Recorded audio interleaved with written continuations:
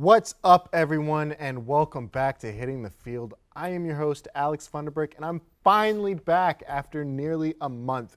We have a great show planned for you today. First, we'll be talking about the rapidly approaching NBA trade deadline. Then, we'll be talking about the Super Bowl. It's going to be a fun one. Hitting the Field starts now.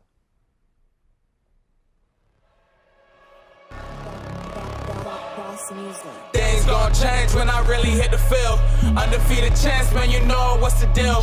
Tryna find a kid, I'm in the field doing drills. Boy, you just a sucker, you ain't never keep it real. 3 rings in my hand, I'm a warrior to the max. When I hang it up, they gon' have to give me plaques. Step up in the building and I only bring the facts. When I make a highlight, they gon' replay, run it back. Okay, always locked in, now I don't got time to lax. Saying he the best, he could take a lap. Batted 1,000 when you check the stats. Boy, is you ready? You ain't gotta ask.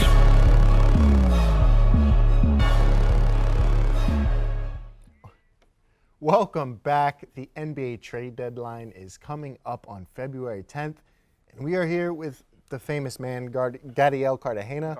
Gardiel. And my fellow Knicks fan who's also suffering, Johan Blanco, to talk about it. Gadiel, I mispronounced your name, so I'm sorry with you. How are you doing? Gardiel's doing great, let me tell you. Fantastic. NBA trade deadline is coming up. The Miami Heat are currently the #1 seed in the Eastern Conference. I just had a matcha green tea latte. Life could not be better right now. He chugged that. Johan, how are you doing, dog? I'm doing great. You know, the Knicks are the 12th seed, so, you know, I can't complain. You know, we're missing the playoffs, you know, typical New York season. Go Knicks. But no, let's jump into the trade deadline because I think it can be fun here. What do you think? I think the honeymoon era has died with Julius Randle. I'm so fed up with him, I can barely speak. What do you think the Knicks can get? Because right now I'm willing to give him up for a bag of chips. Well, you can get a really nice bag of chips with that, I have to say. No, listen, Julius Randle, obviously, both Knicks fans, you guys know, he's had a tough season, right? It's been tough for him. He's not as good of a scorer as he was last year.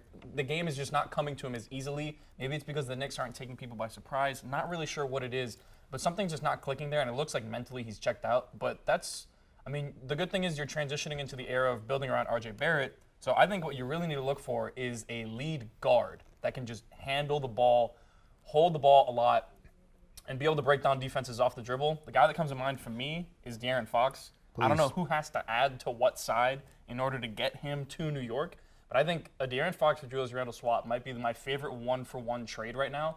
And, you know, as much as I don't root for the Knicks, I have nothing against you guys. I'm not one of those old-school Heat fans. But I think that would be a good trade for you guys, objectively. I think that would be a really good trade for the Knicks moving forward. Get that young core, get a player that can become another all-star. It's not just that Julius Randle has been bad at basketball this year. It's that he's fighting with fans. He's fighting with the media. He's fighting with Tibbs. Like, bro, you have the world at your hands. You are the best player on the team in New York. Like, that means something. That means something, and he's taking it all for granted. Is he the best player, though? Yeah. Oh, no. No, it's RJ now. It's RJ right now. But coming into the season, it was Julius Randle. I mean, he did have that all-NBA second team, but, like, at It's this RJ point, now. He just wants to be out of New York. Like, Yeah. he's just acting like, you know, he's just acting like an outcast. And honestly, like, I really hope for the sake of the Knicks, for the sake of him, for the sake of both parties, that he's gone come trade deadline. Yeah. I mean, anything. You want to give me a high five in return for Julius Randle, I'll take it. Cool. Welcome to Miami, Julius. You have Julius Randle. Let's talk about the Pacers. I mean, the Pacers are a team who, for some reason, are blowing it up. I'm not quite sure why. Johan, I'll start with you. Who's going where? What do you think is going to happen? Well, a few months ago, the Pacers announced that they were going to go in a rebuilding stage, which was interesting because I already thought they were rebuilding. So the interesting thing is that, like, they've just been stagnant at the 11th seed. That's like saying your favorite Drake album is Scorpion. It's really stupid. It's the dumbest thing in the world. So if they're going to rebuild, they're going to have to blow it up completely. And I think it starts at the top with their best player, Domantas Sabonis. I think they have to trade him, and I think that the most likely scenario is that he goes to Washington. Yes, I know, not another winning culture, but there's a lot of pieces that Washington can give in order, you know, for this trade to happen. And I think that one of the main trade, one of the main people is Denny Avia. So I really like his game, and I think that his game fits Rick Carlisle's, coaching scheme. I mean, Rick Carlisle has had a bunch of European fours, a lot of stretch fours in the past, and I think that he will be a key piece if Sabonis goes to Washington. But I think that overall with Washington, you will be getting, one of the top post players in the NBA, one of the most underrated players in the NBA, and he's an underrated playmaker as well. No, for sure. What about Miles Turner? Where do you see him going? I don't even care at this point, but again, I think he's staying in the East. I think he's going to go to Charlotte. Charlotte needs some. I love that. I think he needs to go. Charlotte needs another center. I cannot stand Mason Plumlee at this point, and I think that they're going to trade away Mason Plumlee. I think Mason Plumlee, first off, is annoying.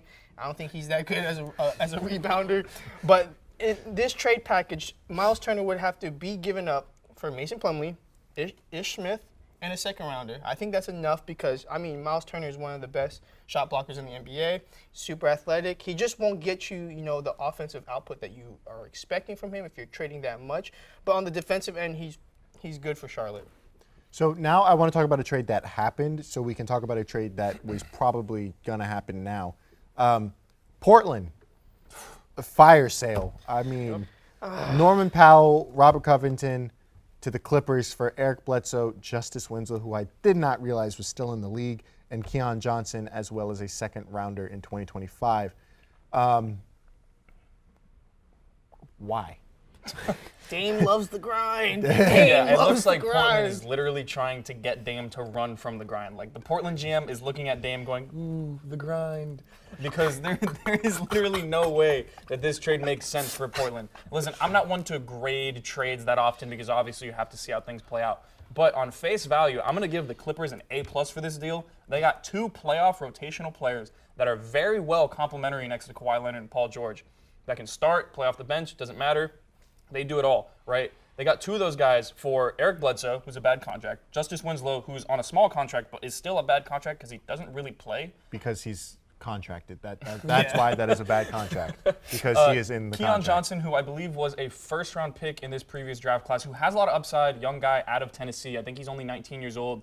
So you have to be really high on Keon Johnson to justify this, because if not, you're really looking at a tangible outcome of a 2025 second-round pick for two rotational playoff players.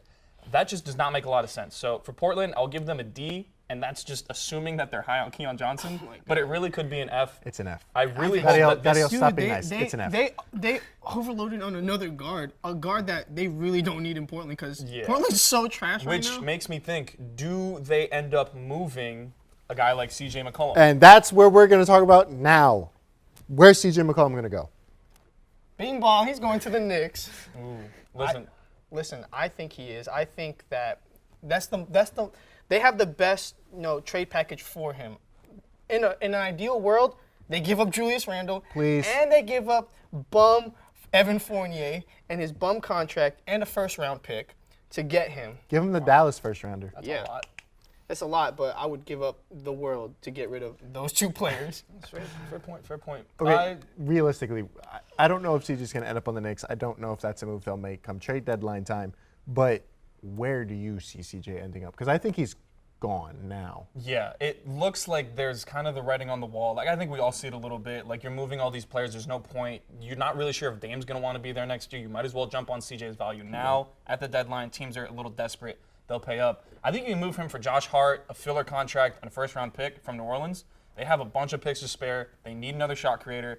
And then if you're looking at Portland's team with potentially CJ McCollum as their third best player, you have Brandon Ingram, you have Jonas Valanciunas, you have CJ McCollum, and that's without accounting for All-NBA Zion Williamson. So there would be a little bit of a core there. I totally forgot who Zion Williamson was. Yeah. The Pelicans did too, but I would like to see that move. I really would like to see that move. And it makes sense for Portland. One team that we haven't talked about that we didn't even consider, what about Dallas? Dallas could do something. No? They could, but I think when I'm looking at young pieces, I think Josh Hart is probably a better, he's not a building block, but he's one of those complementary players that just does a lot of good things to help develop the other guys, as opposed to Dallas is going to give you, Tim Hardaway Jr.'s bad contract and Maxi Kleber. I mean, that's Portland for you. Hey, is true. Portland might would want- agree to that. Exactly. Portland would say, exactly. "Hey, just give me Tim Hardaway and we're good." the grind. They're trying to make Dame run, which is cool because hey, Dame, come to the Knicks, buddy. gonna happen. Gadiel, I want to talk about a trade that you see happening come the 10th. What do you think it's going to be? One thing I want to see, I'm all for good teams trying to get better. And I think Phoenix is a good team. They're arguably a great team right now. They're on pace for, I believe, I like would say, 66 don't wins. they have the best record in the They league? do, Right. they do. But regular season wins do not translate to playoff wins. That is directly. It's fair. not That's a one-for-one fair. comparison. They also made the finals. So Yeah, man. this is true, but at the same time, I feel like everyone's they sleeping had a on the few- Suns. They had a few things break their way, right? They didn't get healthy LeBron and AD. They didn't have to play against Kawhi Leonard, and they still had to go to 6 games with the Clippers. That's and ultimately, fair. they lost 4 straight in the finals. So they need to get a little bit better. How did they do that? Eric Gordon to the Suns for Dario Saric, Jalen Smith, Elfrid Payton, and a protected first-round pick, which. Ooh, that name gives me PTSD. Please never say Elfrid Payton's name ever again. He's the reason you have to attach a first-round pick in Yeah, order to get him. yeah. But I think Eric Gordon would be that great secondary ball handler that they need. A little bit of a shot creator, just does a lot of the things that they could use as a starter off the bench. Also a good defender. Fits next to Devin Booker, fits next to CP3. Played with CP3 in Houston, was a great player with CP3. I think that just makes a lot of sense. He has a little bit of a hefty contract, but you're not giving up too much. You're really giving up 3 players that aren't playing at the end of your bench, and that gives you the opportunity 2 open roster spots to be a really big player in the buyout market, which is where you can get that 13th and 14th guy that can end up making a difference come playoff time. So I would love to see that trade for Phoenix. We'll see if it happens. So I think we have to mention this James Harden for Ben Simmons rumor that's going around. Real quick, do either of you see that happening? It's not going to happen. I don't think it's going to happen. It sounds like more of a summer thing to me. Yeah, right? I think the Sixers would be dumb to trade for James Harden when they can just sign him this offseason. But I do want to talk about Ben Simmons. Where is this bum going to be playing basketball, Gadiel? The problem in that equation is him actually playing basketball, right? Right. Because at this point, really all he wants to do is just rebound and pass the ball, play a little defense, not shoot. And that's a big part of playing basketball. Right. One place I would love to see him play is Minnesota. I love what they have. I wish they didn't have to take away from the young core, which is actually really, really good. If they can just add Ben Simmons, I think you're looking at a team that could be contending for the Western Conference over the next 3 years. Maybe not immediately, but over time. But outside of that, another place I would love to see him is Atlanta. I think that would be a lot of fun with Trae Young. It is the franchise that embarrassed him in Game 7. Kind of righting his wrongs a little bit, learn how to play some better basketball there. I'd like to see that, but I don't see Simmons being moved at this deadline because they're holding out for that big name like Harden, which they can probably get over summer. Quickly, Yeah. where is Ben Simmons going to be playing basketball? I definitely think he's going to go to China. I think he would fit perfectly for the Shanghai Sharks. I mean, if he really wants to score the ball and be like, the star of the team, he definitely should move to China. The salary might not be the best, but, if he wants to be the star and if he wants to continue to play, not shoot the 3, but score, about 13 points a game, Shanghai Sharks, definitely your pick. Hey, I'm all for it. Ben CBA Simmons, Hall of Famer. Ben Simmons to Shanghai and have Russell Westbrook come with him. But that's all we have for this segment. When we come back, we're going to be talking about the Super Bowl, so stay tuned. Because I am a New York Giants fan and I want my first pick of the week to be my team. I see an upset for the New York Giants this Sunday. Bet your entire savings, and I'm telling you right now, they're gonna win. I don't care what you say. It's gonna happen.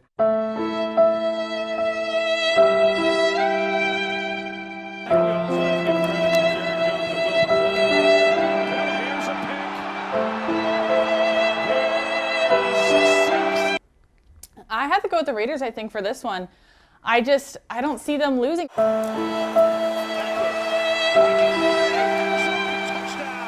Welcome back. It is now time for our primetime picks of the week, the best segment. I'm currently doing awful, standing at 16-10, Oklahoma State and Texas.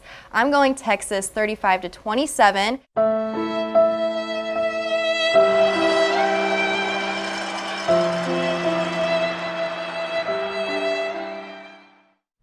And we're back. That war criminal Baker Mayfield couldn't keep OBJ down forever. He's Super Bowl bound, and so is Big Daddy Joe Shiesty. Joe Brrr. This Super Bowl is one that almost nobody saw coming before the season started, but here we are. It's going to be fun. We are now joined by Grant Wheeler and my boy Doug to talk everything Super Bowl. Doug, I want to start with you. How are you doing? Oh, I'm doing very good. We're going to talk about the biggest NFL game of the year, and I can't wait. Grant, how are you doing, I'm dog? doing fantastic. I had a restful weekend. Not much went on. Now I'm ready to dive into this Super Bowl. Very intriguing matchup. For sure. absolutely. I want to jump right into it because something that terrifies me about this Super Bowl is the Rams defensive line eating Joe Burrow alive. The Titans had 9 sacks, right, against Joe Burrow. 9. Is it fair to say the Rams might have more than that, Doug? I mean, listen, the Rams finished the third in season with 50 sacks on the season, and the Bengals given up the third most with 55. This is going to be the best defensive line the Bengals have gone against this year, and I wouldn't be surprised if we hit double-digit sacks by any means with Donald and Von Miller coming off the edges. It's scary. Grant, what do you think? Do you think that this O-line can step up against the likes of Aaron Donald and Von Miller? They're going to have to, but I don't think they're going to be able to because, again, that front seven for the Rams is just too strong. It's too compact. Joe Burrow's going to be running for his life. Now, granted, Joe Burrow always seems to find a way, though. It's just he has that it factor. So, for some reason, I feel like just with him alone, I think the Bengals can still pull through and win this game. So, yeah, that's something that I was also thinking about is if Joe Burrow can find a way to just stay alive for a second, he can throw a quick slant to Chase, and Chase can do He's got weapons. Yeah, he does have weapons. But what scares me is, yeah, he has Jamar Chase, but Jamar Chase is going to be covered by Jalen Ramsey, who this season has been outstanding. His entire career, he has been outstanding. He's a top corner for a reason. Yeah, exactly. So do you think that Jamar Chase is going to be able to have a Jamar Chase-like game against Jalen Ramsey, or is Jalen Ramsey going to win that battle? I mean, I think it's going to be both of them are going to have their plays where they win. But I see, like, Jamar Chase, he's not going to go off and have, like, over 100 yards, 2 touchdowns. He's only going to have, like, 4 or 5 catches for, like, 50, 60 yards. It's going to be a really, like, just average game, nothing special. And, yeah, I don't see him having a big breakout game. I say it's going to be pretty balanced. I think Chase will win some battles. Ramsey will win some battles. I think Chase might even get a touchdown, maybe like 60 yards receiving, maybe like 5 receptions. But he's not going to be like dominant as he has been these playoffs like he was in Tennessee where he had like 109 reception yards in that game because Ramsey's just that good. No, Ramsey is otherworldly. I mean, but, hey, the Rams offense, they got weapons too. They do. And as much as a feel-good story as Joe Burrow, Joe Brr, whatever you want to call him, has been, Matthew Stafford has been equally as good of a feel-good story. OBJ is a win away from getting a Super Bowl after everybody told me he was washed. I was told he was the problem in Cleveland, but now he's on a Super Bowl team. This Rams offense is fun, Doug. Oh, absolutely. I mean, Cooper Kupp. Cam Akers coming back from that meniscus injury. Like, It's such a dynamic offense. how do you stop this offense is what I'm trying to say. You really can't. You really just have to force them into bad mistakes. Like every now and then, Stafford does have his bad mistakes. We saw it during that stretch during the regular season in which he gave up, 5 straight games with the pick 6. But during these playoffs, he has honestly taken his game to another level. He has 8 total touchdowns and only 1 turnover through these playoffs. And he's thrown for over 330 yards in each of the last 2 games. Mm-hmm. So he's been very dominant. He even had that beautiful pass to Ben Skowronek, which was dropped, but it's still a beautiful pass to a wide open receiver. Yeah, no, this Rams offense is insanely fun. But before we get into predictions and all that, I want to ask you each a key to the game for both teams. Grant, what do the Rams have to do to win the Super Bowl? Harass Joe Burrow. It's that simple. Joe Burrow is the reason why the Bengals have gotten this far to begin with. If they can just, chase him around all game long, have him on his butt all game, like the Titans did, they're probably going to win because the Titans obviously aren't as good as the Rams, and the Rams, they have more weapons on offense to shore up their defense. I just think Joe Burrow, though, again, it all goes down to him. So if they can get pressure on him, then the Rams are probably going to win the game. No, I definitely think that's a good takeaway. Doug, what do you think the Rams need to do? Well, first, like he said, definitely throw Burrow off his game. Attack him, make him run around, force him into bad mistakes. And another thing is that offense, the Bengals defense is good in the second half. They start out slow. They're not a very good first half defense. So if they can score a lot of points early and force the Bengals into pass-only offense, they'll stand a great chance in winning. For sure. Now I'm going to come to you. What do the Bengals have to do to come away with the Super Bowl trophy? Obviously, Joe Burrow, having a big game, but their defense needs to come in through. I mean, their defense came through against a great offense against the Chiefs, and the Rams' offense is not as good as Kansas City's. So if the Bengals' defense can take care of the Chiefs' offense in a hostile environment in the AFC title game, I think they can do the same in a neutral field against the Rams. Even though the game's in LA, it's not going to be like a home game for them. It's still going to be a neutral site. For sure. Doug, what did the Bengals have to do to come away on top? Well, to not fall down early, obviously, that's first thing. Just stay with them the whole game. And then offensively, they just don't fall behind the sticks. Because if you fall behind the sticks and you're looking at 3rd and longs, that D-line is going to have a field day out there. They just stay ahead of the chains. Yeah, no, you definitely have to. In the run game as well. Mm-hmm. The fun part now, because you two disagree. That's right. Predictions. Grant, I want to start with you. Super Bowl Sunday. Who comes away hoisting the Vince Lombardi trophy? I'm going to go with the Cincinnati Bengals. They've proven everyone wrong this entire postseason. I think they're going to win 24-20. I really do. It all goes down to Joe Burrow. It all goes back to him. He has that it factor. He can just tap into that greatness like most quarterbacks can't. He's like Tom Brady in a way. Not like to the level of greatness that Tom Brady has accomplished, but the way he plays, the way he approaches the game, how he can lock himself into a critical game. I think he has what it takes. I really do. All right, Doug. You obviously disagree. So I'm why obviously the Rams? taking the Rams. I think, on paper, they're by far the more dominant team all across the board. True. Throughout the playoffs, they have, in my opinion, have been playing better. They're averaging 28 points per game to the Bengals 24. They're averaging 400 yards per game to the Bengals 337. The defenses, Rams are giving up 275 yards per game to the Bengals 371. So there's really no stat in which the Bengals are better than the Rams at all. So I'm going to take the Rams.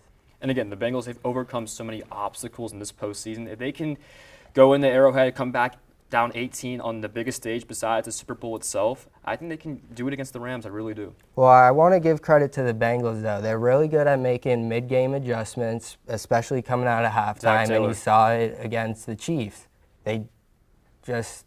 Their defense, they made a lot of adjustments on defense. They bullied the offense in the second half, and they play with a lot of confidence and swagger, and they won't back down from anyone. They're playing with house money. Mm-hmm. They really are. Yeah, like they overachieved this year. If they lose, it's oh well. Like they weren't expected to be here, so the fact that they're here, no one amazing. expected them to even make the playoffs. I didn't even expect the Bengals to even be a winning team this year. I predict them to go like 7-10, 8-9 at best. Yep. Yeah. Exactly. So that's. I mean, okay, I'm going to give you my prediction. I don't think this game is going to be close. Sorry, Grant. And Joe Burrow is slowly creeping. Before the playoffs started, I said there are two people I will never bet against, and that is Patrick Mahomes and that is Tom Brady. And Joe Burrow is quickly coming into that conversation for me where I don't want to bet against him. But the Rams just have too many weapons, dude. And like defensively too, because Joe Burrow's O-line is terrible. It is awful. And it's insane that with that awful O-line, Joe Burrow still got them to the Super Bowl. But Aaron Donald, Von Miller, Jalen Ramsey, that's a different level of defense than they have seen this year. So I'm going to go Rams big because I think OBJ is going to come away with the Super Bowl MVP just to rub it in that war criminal in Cleveland's face a little bit. Wow. Over Stafford? Over Stafford. I think he's going to go off. I think he's going to have 3 touchdowns. I'm going to go Rams 35-14. Wow. Yeah. I don't OBJ think it's going is to be probably close. going to have Eli Apple mostly covering him. And Eli Apple is burnt toast. So He's trash. So. Eli Apple is one of the worst DBs I've ever seen play football. How's he still in the league? How does he have a job? I do not know. But I want to get, so you think the Bengals are going to win? 24-20. 24-20? What's your score prediction? 24-17 Rams. Okay, I like it. Super Bowl MVP. Joe Burrow. Super Bowl MVP. Stafford. All right, hey, we will figure it out on Sunday when these two teams duke it out. I'm excited, but that is all the time we have for our Super Bowl segment. Thank you, Grant. Thank you, Doug, for being on today. When we come back, you will hear my thoughts on the current state of the NFL. Stay with us.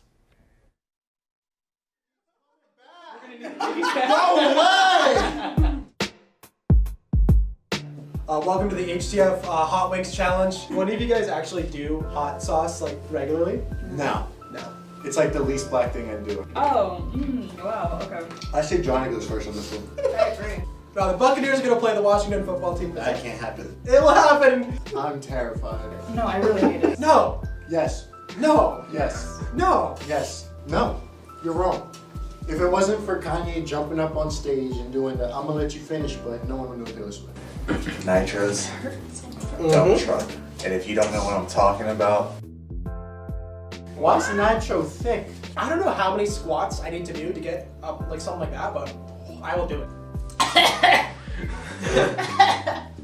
Oh!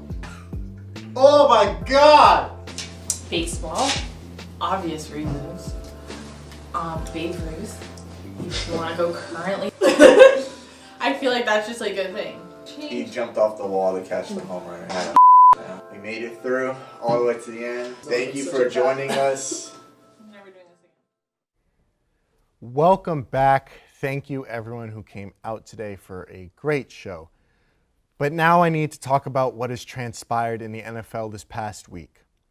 Brian Flores took a stand against the racism and discrimination within the NFL and their hiring processes for head coaches, and executives. If you're shocked by any of this, then I must say that you are being willfully ignorant, as Flores is saying what has been thought for a very long time. This offseason, there's been 9 head coach openings, and as of right now, 7 have been filled by 6 white men and then Mike McDaniels, who is biracial.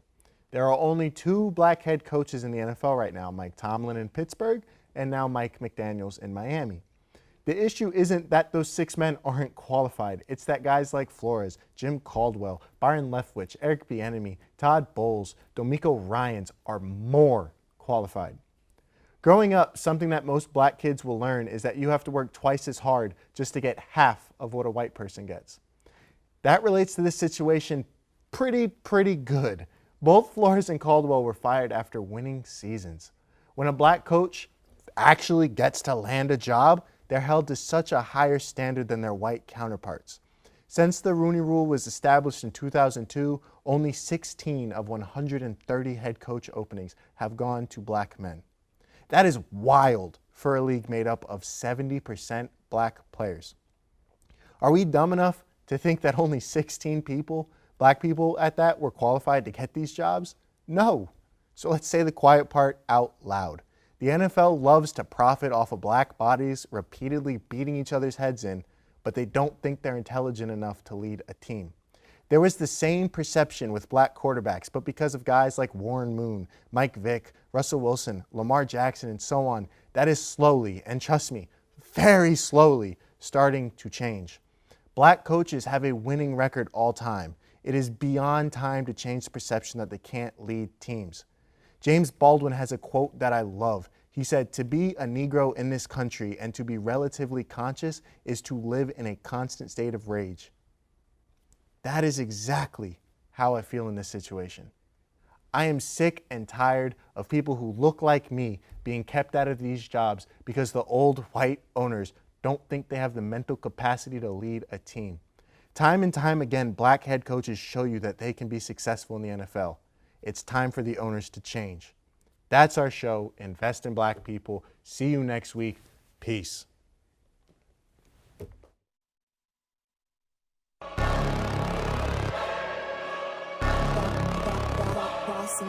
Things gon' change when I really hit the field. Undefeated champs, man, you know what's the deal. Tryna find a kid, I'm in the field doing drills. Boy, you just a sucker, you ain't never keep it real. 3 rings in my hand, I'm a warrior to the max. When I hang it up, they gon' have to give me plaques. Step up in the building and I only bring the facts. When I make a highlight, they gon' replay, run it back. Okay, always locked in, now I don't got time to lax. saying he the best, he could take a lap.